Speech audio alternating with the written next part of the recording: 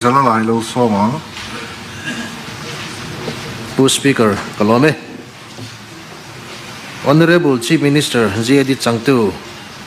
in Minchan Atana Kazo Natsu India Ram Kapuitin Khata Mizoram Hausa Hian Manipura gan Unaw Tihi Ken Palsakan ni M Ti Anie Speaker Kalome. Chang Turin General Administration Department Chang tu Minister kan House Leader ni Bakula Luamelo soma. Speaker, zo nakatsan main helaya AC call hi session masalama kan soito ang tho khala ni reng maya han on hianin helai thu de tan hianin a beng cheng lu tuka thu soipo kan ngai tha fu le thei lawani e hi chu ati da ngai to hun to len ka ria Kan lo en chiang to nia. ale zo na chan na chu hetiang hini India Ram Khapui, Tren Khata Mizoram Hausa Hian, Manipura kan Unaw Tehi, Ken Palsak Thei Tho, Anni. Mizoram Hausa Room Renle, Atling Tur, Chifang Frank Tarlanna, OM number A60011/6, within bracket I/2018, GAD, within bracket MH, dated Nithum Thasom, Sang Ni Somni Le Palia Hian, Mizoram Mi Te Chia, Sentei Ti In, Ain Jiak Shan Lo, Tieni E. Le Zabel so Turin aso na itu West Ginjalalai lo soma. Speaker Kalome, Honorable Chief Minister Ziadi Changtu in Minchan Atana Kazo Bel Natichu Hey kan Ria Dangin Sairang Rail Station Chalutuk kan nei toa Rail Service Tra Maya Mizo Mipuite Sumdonge mo damlo na thil wangin Guhatia kan kal na sa toa Manilok pon ka zupkalani Chu Mizoram House Kwan in Mindol zo tolo maya kan tame mai ni Chu wangin ram ruak 6 mile Guhatia Kwan kan nei reng maya Nikum Masakhan Saski atangin rodna loluta 7.55 crore as Mizoram House sakbel na tour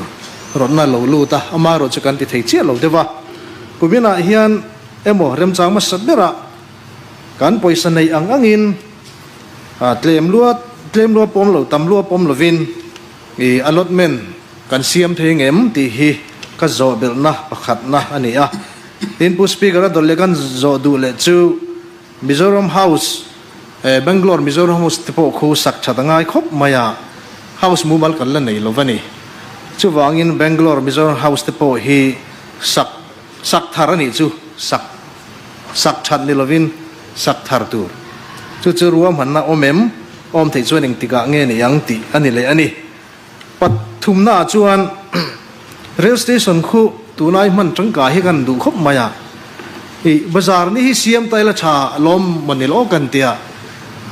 Chief Minister ni nang te pon a chan thei in kan ringa ZAD chanani chelo pon chome te tlom takin alo lut don ani bazar ni kan siam chuan Mizorama aizo khupuya chome tolu tukte ati tlom dan te po om theyanga ti te ngai to na kan neya thei phei chu ni se inrin ni bazar ni hi siam taila tha angem ti te a suggestion ni pa formin kan zod du bok ani Speaker Kalome. Le Zabel so Turin member zom tak Pukelal dong liana lo soma. Speaker Kalome, kan Ziadi Minister zom tak kan Chief Minister nilai chanatan ka zona pakhat na aizol di si pisa sakthat na hi tunge thoktu engzat nge estimate physical le financial achievement engzat nge apan hi na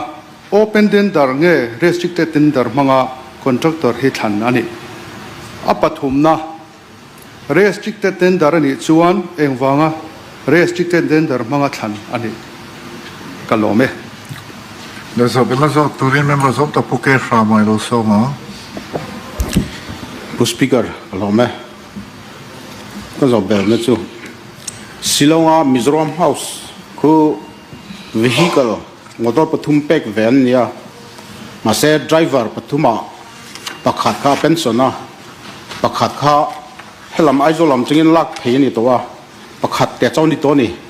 vehicle pathum nei si driver pakhat chaw khu an boi view maya driver pakhat tal tek bedal dan om thiang em ti kha ka zo bel na nia le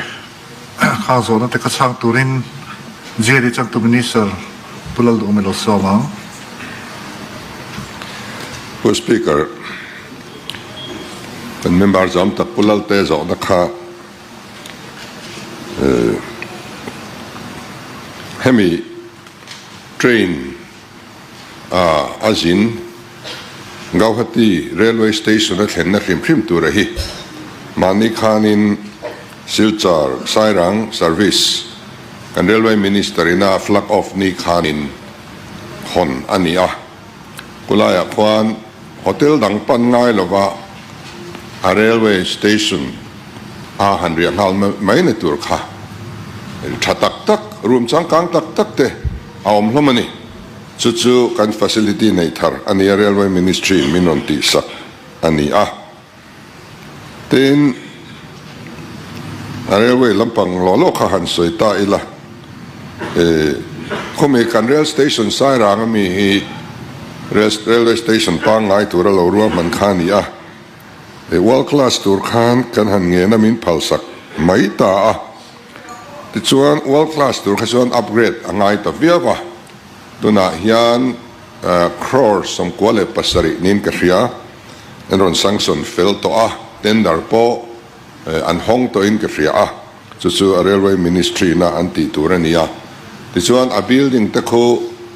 vertical extension te horizontal extension te le new building ang te le a chevel beautification khang song song kha world class ani non ka chuanin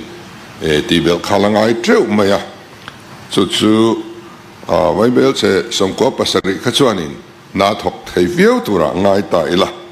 chu chom dan turania ti chuan khulai bazar ni han man ti pok ha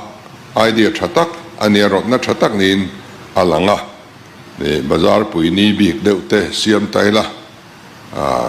thil kan thon so ni turte alolu ni turte tin zonin hechu a department concern commerce and industries lamani karinga chu chuanin lo enjoy sela kan members om tak pok hanin lo bo zui ve sengin ti puitlin tum ni sengin athavia wangatin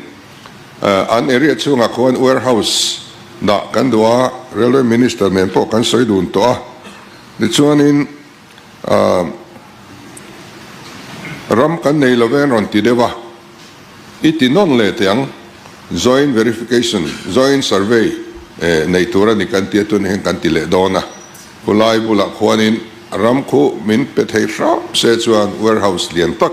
sak kan tuma asak na sum le pai te chu keima ni lam point kan tum ve mai tura ni kan ma mo chu ram kha ani ti kan soipa ani tin Gauhatia 6 miles a ram ruak kan nei ti te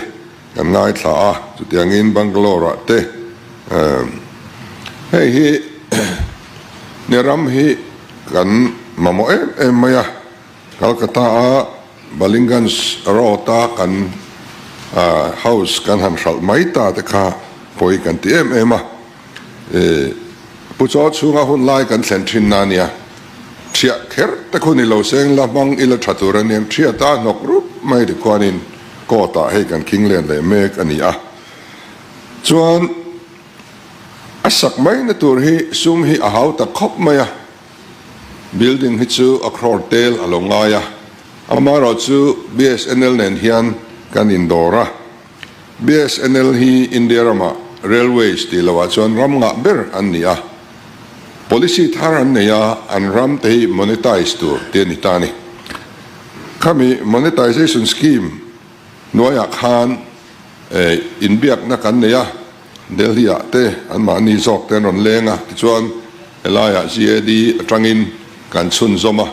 Gauhati te Bangalore te chau ni lovin India ram khopui ranga an ram a hian Mizoram House kan te mo mingdang kan voi mo keima nina kan man tangkai tur akha sak kan tuma tunen kan time kani kan time ka awm zia tu chu khan rama khan tu te mo builder kan roi chonga a sen so an din an tumanga tiang chuanin a floor ka kanin sem don ta ni keima ni sum mong lovin India ram ko pui rang ranga hian to na tanga engemaw hun alo liam le chuan house kan nei bel khwa thei donin kan in ria chumi ngai tua na chuan ka hati po hi atel thawani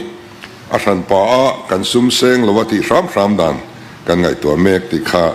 kan soidu chuani a ten kan pu kan member zom tak punong te zo na kha a statistic kha figure ne kha nia anei mai lo wa tun se son chungin arang thei angin ron pek kan tum don nia tin kan member zom tak pu ramo zo na kha motor pathum silonga a oma driver pakhat so an oma khalseng lo khati de riadik viawanga driver pakhatina motor pathum en kol kha masa heng te hi chu har sanan ni chuan kan ne na hian ron thlenom takania adin mun ka khechiang lova ma mobile ani chuan kan en puyanga an har san ne chu kan sut ken sak mayang lai har san na vak a om lo ama ro chu a thlen na tur muna thlen lova mundang da ya thlen kha chu thil sot vak tur po ni lova chu wangin Chairman, har san nan nei ni chuan kan ne nan ron thlen tur ang ngai point of clarification kan he nan ron thlen poni lo house ka thleng ngen ka mit ngi ka huni an problem kha heta soi tur min thil poni lo min ngen poni lo ka mu nge ya ka min ale sujan ka soi nia ale nia mit nge ya mu kha alo dik theya alo dik lo pal theya thil kan casual thina me bokana khatiang din mun khachuni sengin kan khiat chu ka ring ve viang ma en pon se kan lo en fiange Hello, let's start.